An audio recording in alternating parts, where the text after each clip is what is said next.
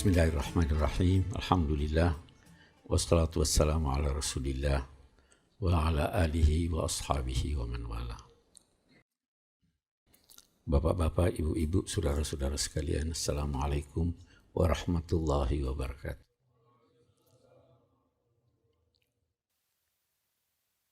Beberapa hari yang lalu saya berkumpul dengan teman-teman menanyakan kira-kira apa topik pembicaraan kita malam ini.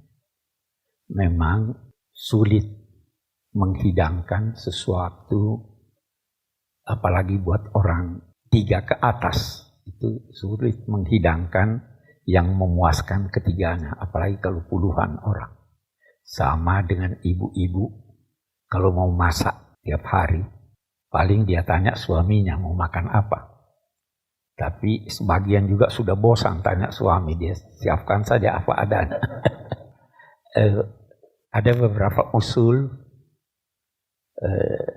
kemarin itu ada yang usulkan, tapi saya bilang janganlah itu.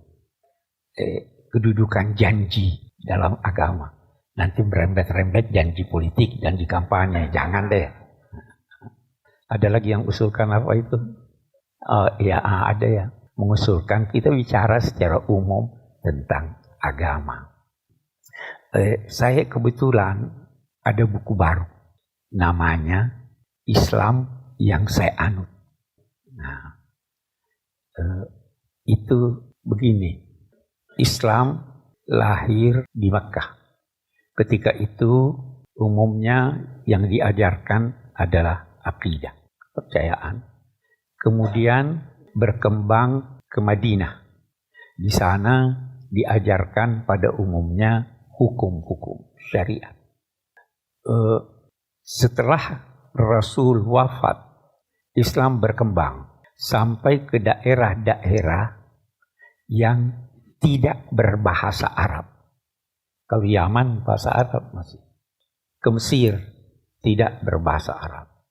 Ke Irak tidak berbahasa Arab. Ke Syria tidak berbahasa Arab. Berlanjut sampai di Asia. Indonesia tidak berbahasa Arab. Pemahaman tentang Islam di wilayah-wilayah ini mulai berbeda-beda. Dipengaruhi oleh budaya masyarakat. Karena memang Nabi SAW itu menetapkan bahwa adat istiadat selama tidak bertentangan dengan ketetapan-ketetapan pasti agama dapat dijadikan pertimbangan hukum. Beda-beda lah. Bahkan ada wilayah di mana Islam itu hadir, sedemikian besar pengaruhnya sampai-sampai bahasa asli penduduknya hilang, digantikan oleh bahasa Arab. Mesir itu dulu tidak berbahasa Arab, berubah. Kita di Indonesia juga begitu, tapi tidak sampai berubah kita punya bahasa. Namun kalau sebelum kemerdekaan atau ada masa-masa kemerdekaan, itu banyak sekali istilah-istilah Arab yang masuk dalam bahasa Indonesia. Dewan Perwakilan Rakyat. Semua bahasa Arab itu. Majlis Permusyawaratan Rakyat. Banyak. Nah, karena adanya pengaruh budaya itu, karena adanya perbedaan pemikiran itu, lahirlah beberapa ragam pemahaman tentang Islam. Imam Abu Hanifah di Irak sangat mengandalkan akal.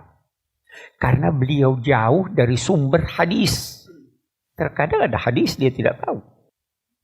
Imam Malik yang ada di Madinah, tidak pernah keluar dari Madinah, pemahaman keagamaannya menjadikan dia berkata, saya menjadikan dasar pengamalan penduduk Madinah. Apa yang diamalkan penduduk Madinah, walaupun ada hadis lain yang Anda nilai sahih, saya jadikan ini pengamalan.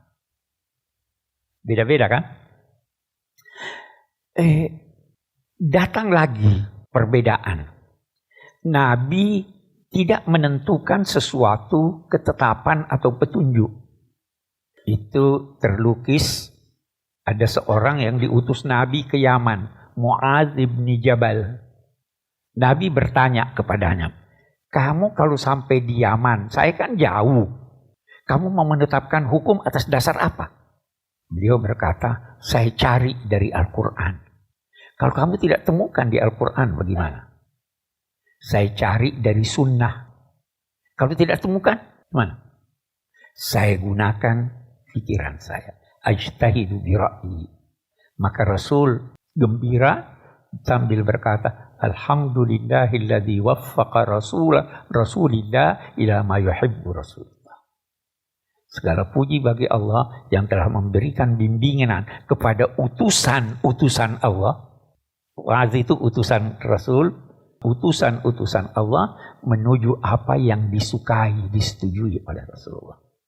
Mulailah peranan akal. Ya kan? Kalau sudah masuk peranan akal kita beda-beda dong. Imam Syafi'i beda akalnya dengan Imam Malik. Hasil pemikiran dipengaruhi oleh banyak hal. Pertama, perkembangan masyarakat. Itu mempengaruhi. Budaya setempat itu mempengaruhi. Kecenderungan pribadi, ada orang yang keras. Itu kata Rashid Ridha, kita ini dalam bidang ekonomi 90% kita haramkan karena hati-hati. Ada orang sangat hati-hati. Udahlah, tidak usah deh. Tapi ada juga kan orang mencari kemudahan. Oh, ini ada jalan. Timbullah perbedaan pendapat. Ditambah lagi, bahasa itu bisa mempunyai interpretasi berbeda-beda. Bahkan ada kata yang mempunyai makna yang bertolak belakang. Anda mau pilih yang mana? Wal mutallaqat yatarabbasna bi anfusihinna thalathata quru. Orang yang dicerai dan belum jelas, wanita yang dicerai belum jelas apakah dia hamil atau tidak. Dia harus menanti 3 quru. Quru apa artinya? Suci, 3 kali suci. Ada yang berkata, tidak, 3 kali haid, bertentangan. Itu panjang dan pendeknya menjadi sangat berbeda. Iya kan? Ada kata yang saya fahami dalam pengertian majazi, metafor. Ada kata yang saya fahami dalam pengertian hakiki. Nikah itu apa artinya? Nah, apakah nikah itu berarti hubungan seks? Atau nikah itu berarti akad?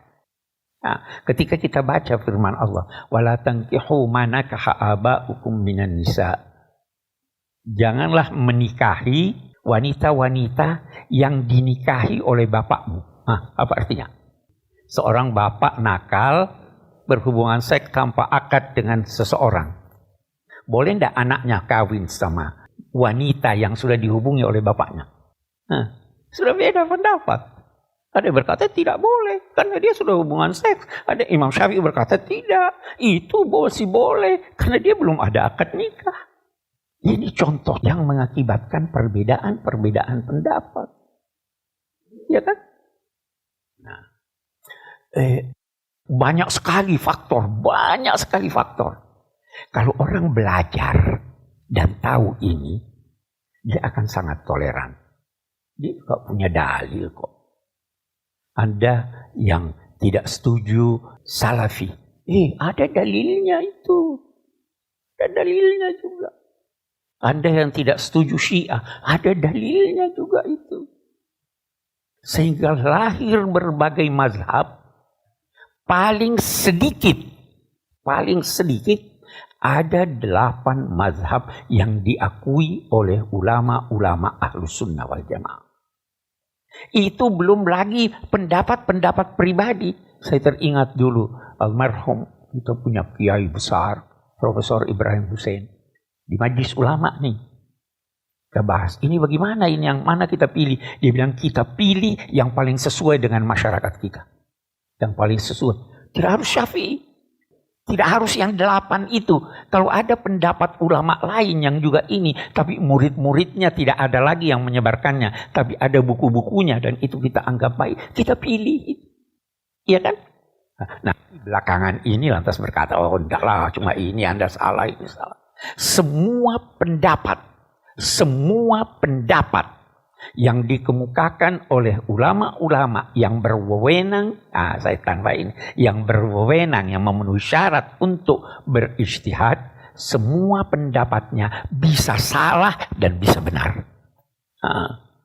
Anda kira Syafi'i pasti benar? Bisa benar, bisa salah. Anda kira fatwa-fatwa ulama-ulama Saudi pasti salah? Bisa jadi benar, bisa jadi salah. Nah, ini satu sisi. Prinsip ini kita harus pegang. Supaya kita tidak bertengkar. Sedang sama orang yang beda agama, Al-Quran mengatakan lakum dinukum waliyadin. Kenapa antara kita Anda mau salahkan? Kan tidak masuk di akal itu. Oke. Kita pindah persoalan. Sekarang begini. Ada pertanyaan. Agama itu apa? Apa agama?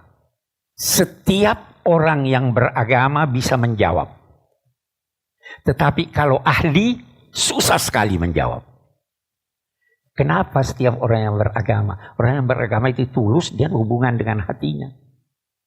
Saya tidak bisa paksa orang beragama, pindah agamanya kalau hatinya tidak mau pindah. Itu sebabnya kata Al-Aqad, ada seorang filosof Muslim, baru meninggal, tahun 60-an meninggal. Dia bilang, ada orang menduga bahwa syahadat itu paling gampang dalam rukun Islam. Cuma ucapan ya, lebih susah puasa. Dia bilang, enggak benar, yang paling susah itu syahadat. Karena Anda harus menghilangkan, menyampingkan segala sesuatu yang Anda tadinya anggap Tuhan berkuasa, baru Anda meyakini bahwa ada satu Tuhan. Perubahan sikap beragama itu sulit sekali. Tidak mudah orang pindah agama, itu tidak mudah. Pindah pendapat ilmiah gampang. Tapi mau suruh pindah agama orang, mau paksa orang, nggak bisa. Jadi waktu Anda berkata, asyhadu an la ilaha illallah, la ilaha, Anda nafikan dulu, baru katakan, itu sulit sekali kalau kita mau hakikatnya. Tapi kalau cuma ucapan, Tuhan tidak mau ucapan. Ya kan? Oke. Agama, banyak sekali pendapat menyangkut agama. Definisinya banyak sekali. Menganggap semua kewajiban adalah perintah Tuhan. Itu Immanuel Kant, orang Jerman, filosof. Semua kewajiban Anda itu perintah Tuhan. Sampai dia dikenal filosof wajib. Wajib mengikuti lampu lalu lintas enggak? Perintah Tuhan itu. Itu agama. Ada yang berkata agama itu pengabdian kemanusiaan. Bagus nih. Mengabdi untuk manusia. Ada yang berkata agama itu adalah upaya meneladani Tuhan. Jadi itu agama. Islam adalah agama. Ya kan? Sekarang kenapa perlu ada agama? Tuhan, kenapa? Kamu kan tidak butuh. Kenapa kamu menetapkan taklif, menetapkan suatu kewajiban kepada kami? Kenapa harus salat? Kenapa harus puasa? Tidak usah. Bahkan bisa. Kenapa harus banyak agama? Mau tidak usah banyak agama, langsung aja kamu semua masuk Islam. Ya, kenapa harus begitu? Nah, manusia ini beda dengan makhluk lain. Sangat terhormat. Karena dia diberi akal. Binatang tidak beragama. Malaikat sebenarnya tidak beragama. Dalam pengertian kita ini. Karena dia sudah otomatis. Manusia diciptakan, diberi kebebasan untuk memilih dan memilah. Binatang tidak. Gunung tidak. Kita manusia. Kamu harus pilih. silahkan. Man syaa falyu'min wa man syaa falyakfur. Siapa mau beriman, silahkan beriman. Siapa mau kafir, silahkan berkafir. Siapa mau syafi'i, silahkan syafi'i. Siapa yang mau maliki, silahkan maliki. Siapa yang mau syiah, silahkan syiah. Siapa yang mau wahabi, silahkan wahabi. Ya kan? Kita diberi pilihan. Kenapa ya Allah harus salat? Itu untuk menjaga kamu. Itu untuk memelihara kamu. Itu kepentingan kamu. Kenapa harus zakat? Itu kepentingan kamu. Saya suka kamu. Kamu makhluk yang terhormat. Ya kan? Nah, maka Allah memberi kita taklif dan itu terhimpun dalam Islam.